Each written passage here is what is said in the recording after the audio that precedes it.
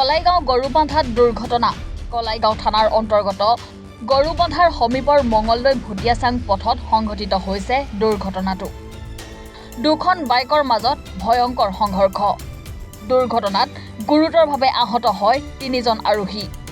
পৰৱৰ্তী সময়ত কলাইগাঁও আৰক্ষী ঘটনাস্থলীত উপস্থিত হৈ সংকটজনক অৱস্থাত তিনিওকে 108ৰে মঙলদৈ অসামৰিক চিকিৎসালয়লৈ প্ৰেৰণ কৰে।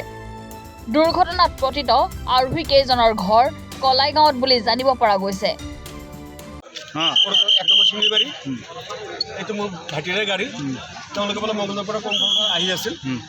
পটককৈ ডাঙৰ গাড়ীয়ে মাৰিছে, সৰু গাড়ী মাৰিছে, একো ক'ব পৰা নাই, কিন্তু পৰি আছে। মই আহিছিলোঁ গৰুবান্ধা বিষ্ণুপুৰৰ পৰা, মই 2জন বাচ্চা লৈ আহি আছিলোঁ। আহিখানে পালোঁ এনেকৈ পৰি আছে। তেতিয়া মই ৰাখিখানে ফোন চোন কৰিলোঁ, ক'ৰবাত এই 108টো ফোন কৰিলোঁ। সিহঁতে আহিল, লৈ গ'ল, এই 2জনক লৈ গ'ল। নামটো কি দুইটা? এজনৰ নাম বাবুল কিবা দাস চৰকাৰ, মই ক'ব নোৱাৰিম ভালকৈ। এজনৰ নাম হ'ল সুবীৰ ৰয়। ক'ত ঘৰ তেওঁলোকৰ?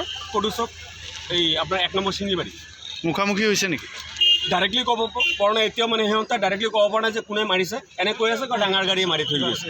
কেইজন আছিলে মানুহ বাইকত? এটা বাইকত 2জন আছিল আৰু এটা বাইকত 1জন নে 2জন আছিল। সিহঁতেও এনেকৈ পৰি আছিল, কিন্তু সিহঁতৰ লগত ভালকৈ আমাৰ লগত কথা বাৰ্তা হোৱা নাই, কিন্তু পৰি আছিল, এনেকৈ গম পাইছোঁ আৰু জাষ্ট এইখিনিয়ে।